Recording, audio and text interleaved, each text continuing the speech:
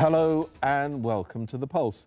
Partly inspired by watching the Hollywood film The Chef, the then Financial Secretary, John Tsang, came up with the idea for introducing food trucks to Hong Kong that would be a way to boost tourism. So far, it's been far from a smooth ride. The 2-year pilot scheme granted licenses to 16 truck operators. But government bureaucracy is making it hard for food trucks to do what food trucks do, move to where customers are, and that affects profits. We'll have more on that in part 2. But first, with just 2 weeks to go before his departure, Chief Executive Leung Chun-ying announced a long-awaited framework for standard working hours. Labour activists say the plan cheats Hong Kong workers and falls far short of Leung's election manifesto promises. Meanwhile, employers warn that actually paying workers for working excessive hours could lead to job losses. According to a 2015 UBS survey, Hong Kong's workers have, on average, the world's longest working hours, over 50 hours a week. Hong Kongers had been well aware of the problem even before the UBS report. In 2013, the government set up a Standard Working Hours Committee to explore a feasible policy for local workers and employers. In January this year, the committee submitted its report to the chief executive. It suggests the government force employers to enter into written employment contracts with grassroots employees that include terms on working hours and overtime compensation. This week, it endorsed the committee's proposals as a framework for its working hours policy. We would adopt a monthly wage line of not exceeding $11,000 for defining the lower income grassroots employees, and legislature mandate employers to enter into written employment contracts with working hours and OT compensation terms. In the eyes of the government, this strikes a balance between the rights of employees and the wish to not have an adverse effect on enterprises or the Hong Kong economy. However, those in the labour sector who have been fighting for standard working hours for years say the idea of contract working hours rather than an overall policy is not very helpful. 我哋勞工界係十分之憂慮咧，大家跌咗落去啊，係咪可以提高啲啊？係咪唔係2成，因為6成啊？咁就失卻咗咧，就係標準工時立法個焦點。第二就係當然你話真係有冇用啦，我哋叫做形同虛設。 甚至會可能有個負面嘅作用，就係將長工時合理化。Many areas of industry, such as catering, transport, and security, require long hours. For dockers, the contract working hours framework brings no benefit at all. 我喺93年就入行㗎啦，同你到而家都20幾年，分咗 A、B、C 更，每更咧都係8個鐘。咁但係實際即係到去工作嘅時候咧，就係12個鐘嘅啫。 而家居然可以拋出呢個11000蚊嘅合約工時，我覺得佢哋唔係叫為咗我哋嘅勞工界咯，完全係傾向資方裏邊拋一個方案出嚟之後咧，就係等我哋即係雙方面喺度即係繼續喺度爭拗，做一個爭拗嘅對峙啊。The business sector can accept this proposal. It's just a start point. So everything always have a starting point. So I hope the labor union can accept that as a start point for certain industry to be part of the standard working hours. Well, with me in the studio are Leung Chun-ying, Chairman of the Standard Working Hours Committee, and Carol Ng, Chairperson of the Hong Kong Confederation of Trade Unions. Carol, can I come to you first, because I know that your confederation isn't happy with Dr. Leung's committee's report. Why? Why essentially are you not happy with it? I think the root cause of the matters is we are expecting a legislation which is fully look into the problem of long working hours for all employees in Hong Kong.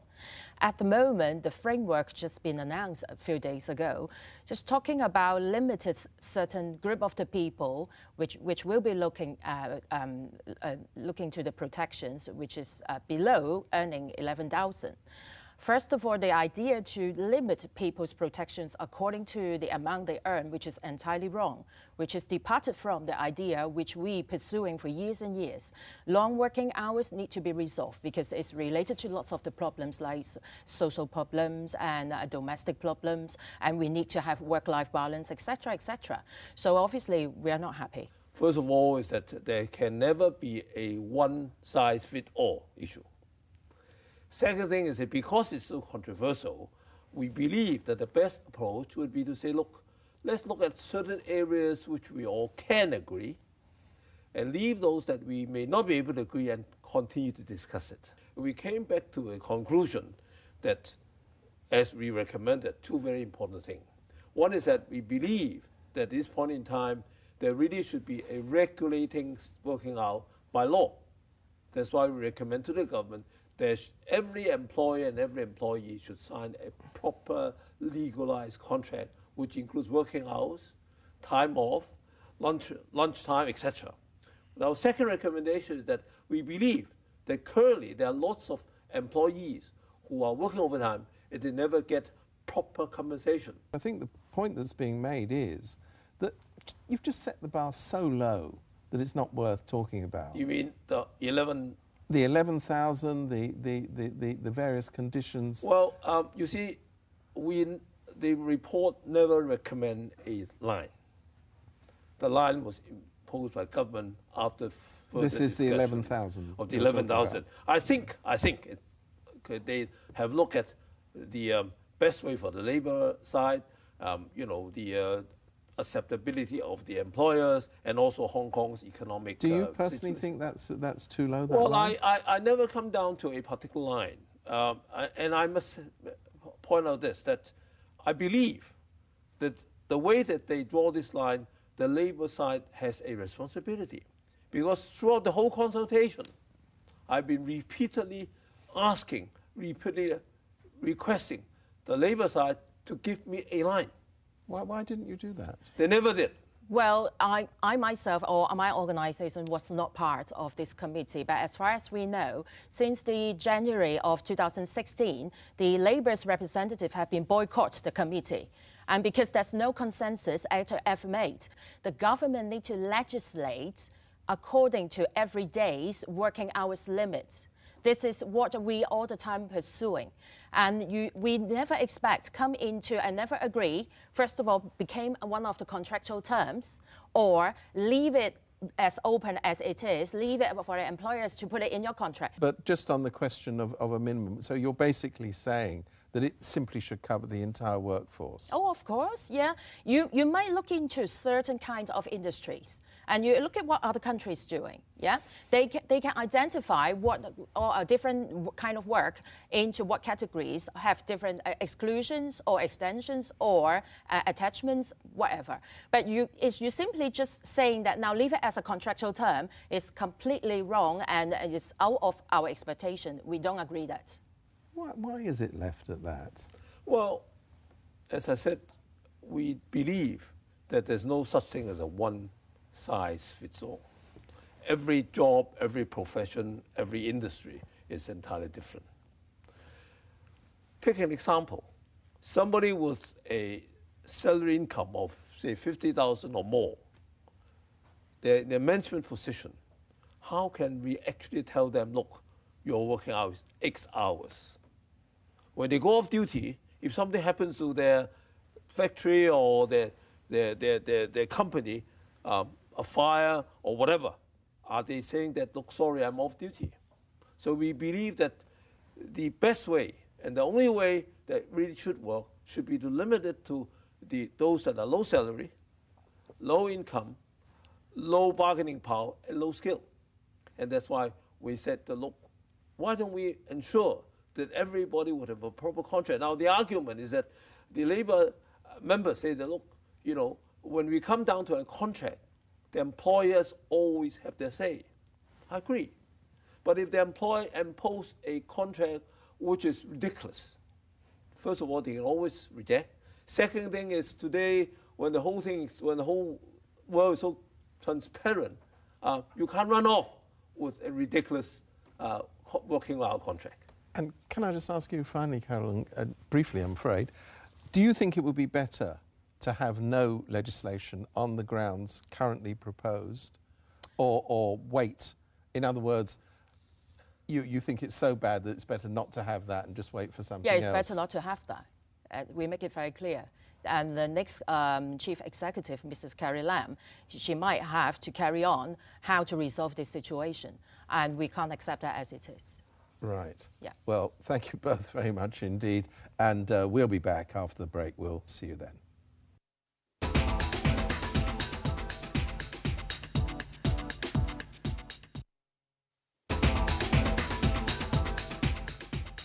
Welcome back. Go out for a meal in Hong Kong and it's a pretty fair bet that a sizable chunk of your bill is going to a landlord. That's not always been the case. Not only were rents lower, but customers had a wider choice of food stalls or dai pai dongs. Hawkers' roadside stalls commonly sold fish balls, sugarcane, ox tripe, dried cuttlefish in places like public housing estates, cinemas, swimming pools and parks. In the 1970s, the government decided to stop issuing hawker licences to new operators and brought in tighter controls and restrictions for existing licence holders. When this generation of dai pai dong owners dies or retires, another of Hong Kong's traditions is likely to become history. It's been claimed that the introduction of food trucks provides some sort of replacement for this dwindling heritage. That's questionable on a number of levels, not least when the new scheme's highly bureaucratic nature, lack of flexibility for moving the trucks around and high cost to customers is taken into account.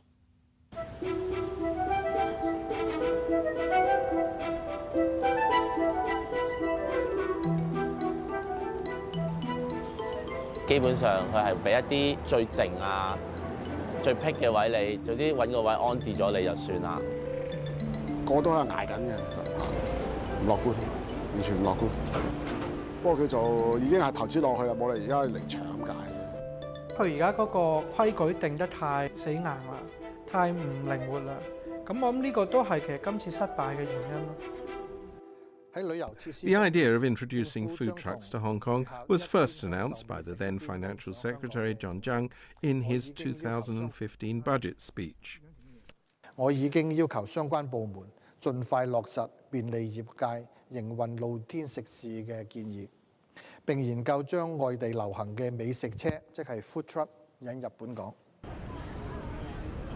The food truck pilot scheme was launched as a tourism initiative by the Tourism Commission of the Commerce and Economic Development Bureau on February 2nd this year. The pilot scheme will run for 2 years. Last July, out of 192 applicants, 51 were invited to take part in a cook-off challenge. Their menus were assessed by a panel of judges who selected 16 companies to take part in the scheme. 2 of the selected applicants dropped out before their trucks even hit the road. 2 new operators are expected to pick up their slots later this year. Under the scheme, the food trucks are required to operate at 8 fixed tourist locations and rotate positions once every 2 weeks, depending on the results of a draw. The sites are near or in Hong Kong Disneyland, Ocean Park, the Central Harbourfront Event Space, Golden Bohemia Square, Tsim Sha Tsui Art Square, Salisbury Garden, Energising Kowloon East Venue 1 and the Wong Tai Sin Square. According to the Tourism Commission, not all the designated venues provide an ideal business location. Hong Kong Disneyland is considered the most popular and profitable spot. Some truck operators say they take as much as $20,000 a day there. Wong Tai Sin Square, however, can merely notch up some $400 in daily sales. Operators are critical of the low number of potential customers in most locations and the fact that they're not allowed to move around to look for business. 我哋知道咧，有啲地點可能咧就唔係咁理想，所以我哋一路咧係引入一啲新嘅啲景點啊，多啲嘅選擇。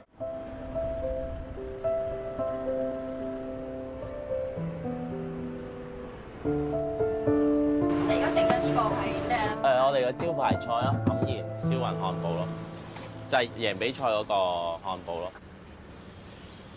This burger alone costs $68.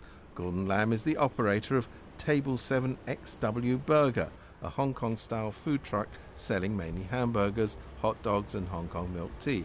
Lam invested $1 million in setting up his truck and was one of the first to begin operations in February. Last Wednesday, Lam was assigned a spot near Ocean Park in a quiet location far from the park's closest MTR station. When the Pulse visited him, only one customer showed up during the entire lunchtime. 除咗啲旅遊巴啲團客會嚟之外，其實呢個位係冇其他人會經過。咁啲團客基本上係一落車就要入去，去完就即刻要上車，佢哋唔會有多過5分鐘停留喺度。那边有2站美食车啊，你们会想吃吗？什么美食啊？我们想吃，但是没有时间。On top of the money to buy and equip their trucks, every operator is expected to pay fees. They include rent, a security deposit, and a monthly service fee, which varies according to the amount they have earned. Lam says it's very difficult to run the business under such stringent conditions. 基本上，我哋每架車都擲住幾個場地嘅按金未退嘅，咁呢度都會影響我哋嘅現金流啦。我到而家我3月份喺尖沙咀嘅按金，我到今時今日都未退翻俾我。Another unpopular spot for operators is Wong Tai Sin Square, where food trucks are assigned to an area far from the Wong Tai Sin Temple. Last Friday, the Pulse visited the venue. According to the official operating schedule, one truck should have started operating at 11 a.m. and another at 11:30, but one of them had not shown up and the other was not ready to open on time. Given that so many of the locations don't provide sufficient income for truck operators, Lam set up the Hong Kong Food Truck Federation to provide opportunities for all 14 food trucks to get together and attend large-scale tourism events like the Hong Kong Dragon Boat Carnival. Lam says this is a more effective way to generate income rather than relying on designated static locations. The problem with one fixed location is that it's one area for everyone to travel to, regardless where they are in Hong Kong if they want to try. People have to really plan to go to the food trucks, and that kind of goes against food truck culture in one way, where it's kind of a spur of the moment or a quick meal, quick bite. Apart from local players, overseas operators are hoping to tap the Asian food market via trucks. The Los Angeles-based Book Brothers food truck, which specializes in Chinese dishes, is one of them. Raymond Wong is the regional operator assigned by the US firm to manage its first food truck outside America. The company, which operates 7 trucks and 1 restaurant in the US, sells steamed meat buns here. Wong says that even though his company's invested $2 million in the truck, the Hong Kong government bureaucracy has made it much more difficult to run the business here than in the United States. 好多客觀嘅環境因素而令到我哋唔能夠去真正去發揮咗嗰個美食車個功能嚇。咁好似你拍某啲旺區咁就路政署唔批，咁你拍啲行人專用區可能有區議會唔批，咁啊可能拍啲即係多商戶混雜地方，可能有啲商戶唔係咁想你哋去放，即係好多嘢嘅，即係變咗就個限性係好大。發覺原來香港空間，即係唔似得喺外國相對嚟講咧係自由好多咯。查個手機 Apps 啦，咁就話即係今日起碼呢個位應該有2架車營業嘅。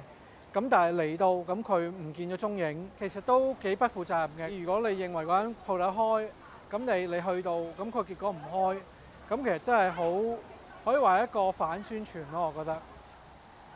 Lau Chun runs a well-reviewed Cantonese restaurant with his father, local food writer Lau Kim Wai. Chun, who is passionate about local food culture, said he doesn't feel most of the selected signature dishes reflect Hong Kong's culinary identity. 嗰個無論質素啊，或者佢本身嗰個食物背後嘅故事係太弱啦。呢樣嘢通常點解一樣嘢有吸引力就係因為佢本身有故事啊嘛。即係例如香港本身嘅魚蛋啊、牛雜啊，本身已經有一段嘅歷史，係本地人一個好生活嘅一部分。咁啲遊客先會有興趣。但調翻轉呢一堆嘢，我完全睇唔到。咦，乜呢啲係香港人嘅生活咩？呢個係香港一路有嘅嘢咩？唔係喎。In the Legislative Council on Wednesday, Secretary for Commerce and Economic Development Greg So admitted that location might be a problem, but said that the best performer so far had taken in more than $1 million, more than 5 times as much as the lowest 2 operators. 3 new locations have been added to the mix. Some of the operators argue that Mr. So is being selective with his figures. That's just the income figure. What we don't know is how much profit, if any, is being made by other food truck operators who say it's tough even to survive. And that's all we have for this week. We'll leave you with a reminder from London of the tragic cost of high-rise living when in literally minutes homes turn into a blazing inferno with heavy loss of life. No doubt in high-rise Hong Kong there are also sobering lessons to be learned. We'll see you next week. Goodbye.